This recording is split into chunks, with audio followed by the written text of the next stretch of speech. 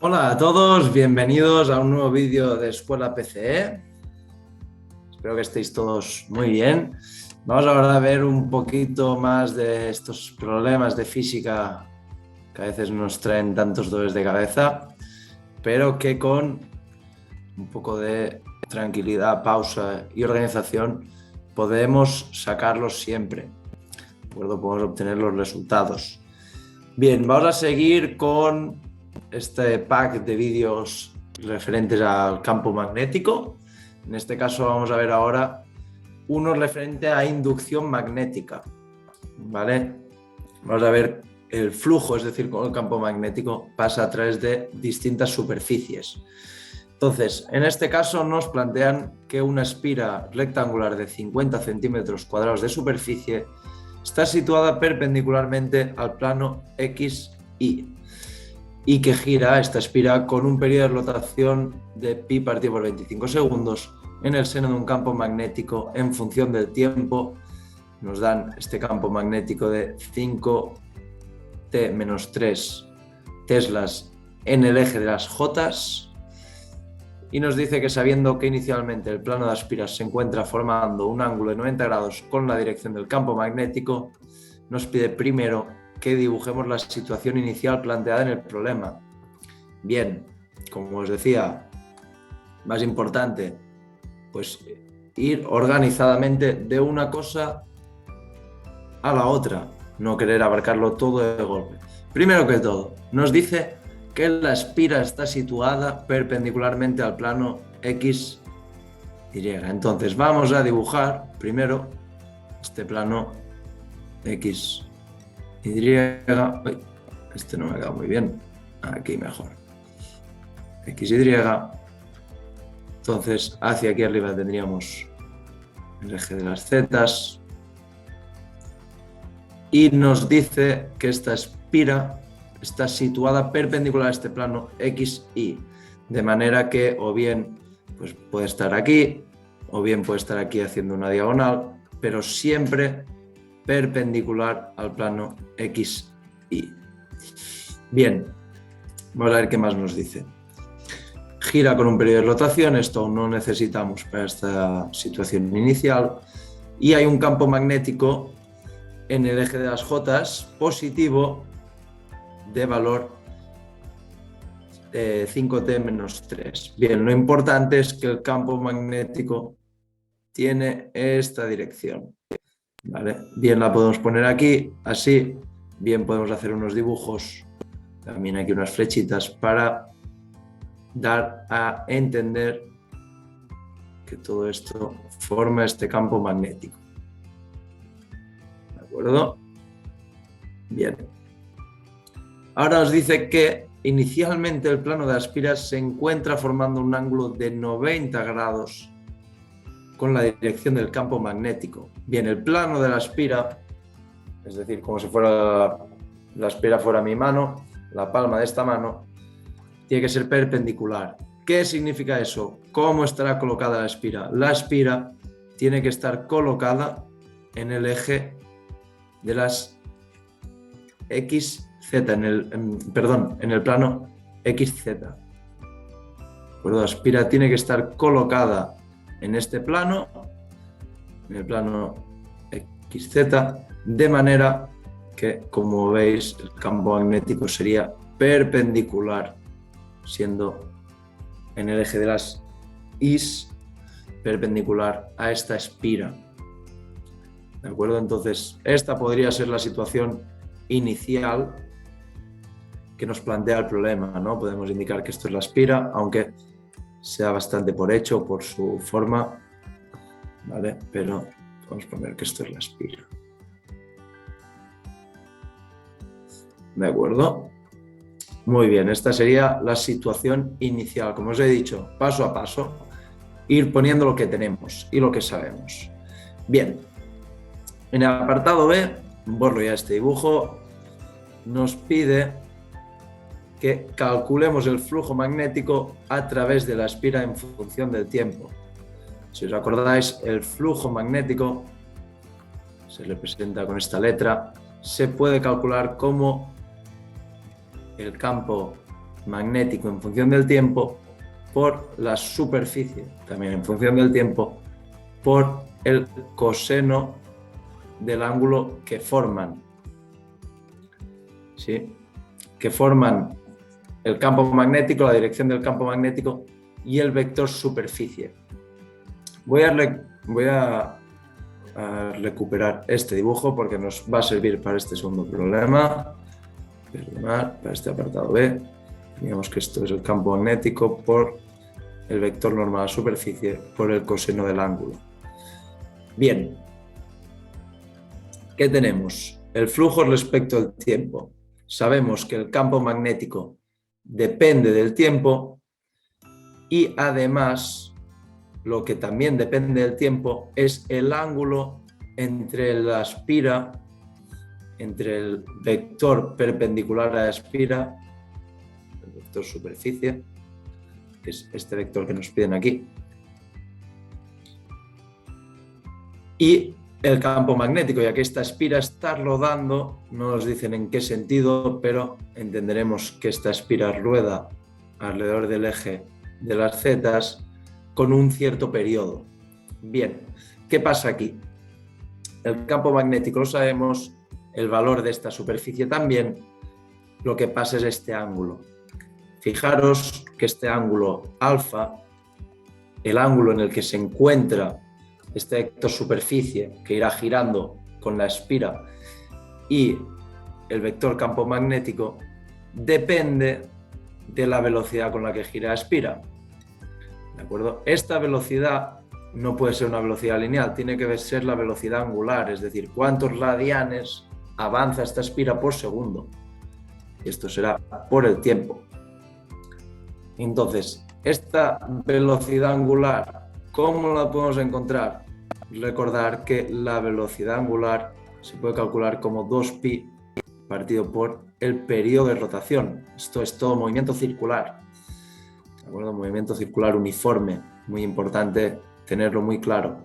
Entonces, esta velocidad angular será 2pi entre pi partido por 25.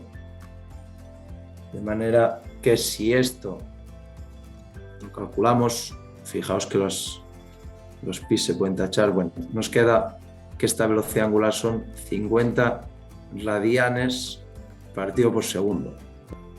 Muy importante estas unidades. Sabiendo ahora esto, sí que podremos tener el flujo magnético a través de la espira en función del tiempo. ¿Vale? De manera que este flujo en función del tiempo será el valor del campo magnético, que era 5t menos 3, por el vector superficie. ¿Qué superficie tenemos? Nos ha dicho que la espira tiene una superficie de 50 centímetros cuadrados. Bien, hay que pasarlo a metros, siempre. 50 centímetros cuadrados pasados a metros cuadrados serán 50 por 10 elevado a menos 4, ya que está todo al cuadrado, por el coseno de este ángulo alfa, que será 50t. Este, señores y señores, es el flujo en función del tiempo a través de esta espira. Si queréis podéis realizar los cálculos para que todo quede un poco más ordenado. Podéis multiplicar este 50 por 10 a menos 4 por el paréntesis, ¿vale? Hacer la propiedad distributiva. De esta manera podéis probar que si el tiempo vale 0, el flujo magnético, será máximo. Si, por ejemplo, el tiempo va avanzando a medida que avanzan segundos, esta espira, el flujo se irá haciendo menor porque la espira poco a poco irá rodando, de manera que al cabo de unos segundos se encontrará en esta posición. Entonces, en esta posición de aquí, al cabo de unos segundos se encontrará por ahí al fondo de manera que el ángulo entre el vector superficie y el campo magnético, a medida que se vaya haciendo más grande, el coseno será más pequeño. Así que el flujo se irá haciendo pequeño hasta que habrá un punto en el que el flujo será nulo. ¿Vale? Lo importante es que el flujo magnético en función del tiempo es esta respuesta B. Muy bien. Apartado C. Nos piden que calculemos la fuerza electromotriz en función del tiempo. Si recordáis, la fuerza electromotriz, la FEM, se puede calcular como la menos, siempre le ponemos el menos, la derivada del flujo magnético en función del tiempo. Teníamos que el flujo magnético en función del tiempo, hemos visto que era 5t menos 3 por 50 por 10 a la menos 4 por cosenos de 50t. Bien. Vamos a derivar esto en función del tiempo. Si queréis, lo podemos arreglar un poquito para que sea más sencillo. Este 50 por 10 a la menos 4 multiplicado por 5 nos da 0,025t, lo voy a escribir aquí abajo, 0,025t menos 3 por 50 por 10 a la menos 4 menos 0,015, todo esto por el coseno de 50t. Bien. Ahora, la derivada del flujo magnético respecto al tiempo, haciendo las propiedades de la derivada de la multiplicación, será la derivada del primer término por el segundo sin derivar. Por tanto, la derivada de este primer término nos queda 0,025 por la t que se elimina, ¿no? Nos queda un 1 y este 0,015 se va por el coseno de 50t más la derivada del segundo término. Por tanto, la derivada de coseno de 50t será menos seno de 50t y por la regla de la cadena por 50 multiplicado por el segundo término sin derivar por 0,025t menos 0,015. ¿De acuerdo? Esto lo podemos arreglar un poquito de manera que nos quede que esta derivada será 0,025 por cosenos de 50t menos este seno de 50t multiplicando, y ahora hago la propiedad distributiva, este 50 con su paréntesis. 50 por 0,025 me da 1,25t menos 50 por 0,015 me da 0,75. Esta es la derivada del flujo, por lo tanto, la fuerza electromotriz será menos esta derivada. Es decir, se le cambiará el signo a todo. Nos quedará que el resultado de la fuerza electromotriz en función del tiempo será 1,25t menos 0,75. Todo esto multiplicando por el seno de 50t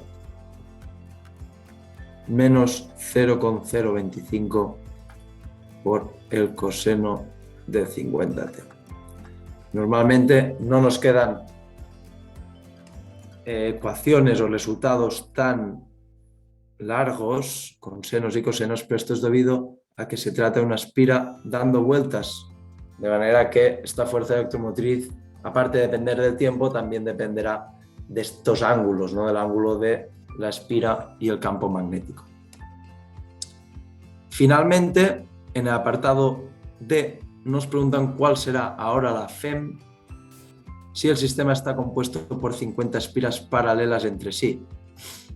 Bien, muy importante que que cuando tenemos un sistema de muchas espiras, la fuerza electromotriz, su resultado, su valor, simplemente se multiplicar por este número de espiras. Es decir, si tenemos más de una espira fuerza electromotriz, será menos el número de espiras por la derivada del flujo en función del tiempo. De manera que lo único que hay que hacer, fijaros que este menos y la derivada en función del tiempo ya lo hemos hecho antes, lo hemos calculado, solo habrá que multiplicar el resultado que hemos conseguido en el apartado C por 50, que son el número de espiras. Será 50 por, abro paréntesis, que incluya a todo el resultado anterior.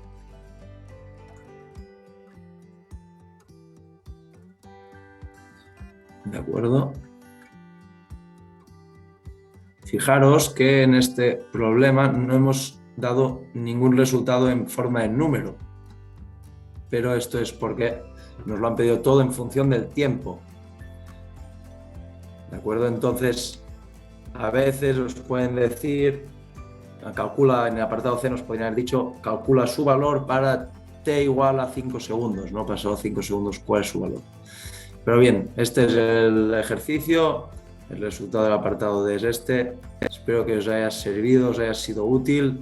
Lo más importante, creo, en mi opinión, es saber encontrar el ángulo, saber plantear la situación inicial y saber encontrar el ángulo de rotación, cómo rota esta espira, y casi siempre es mediante la velocidad angular.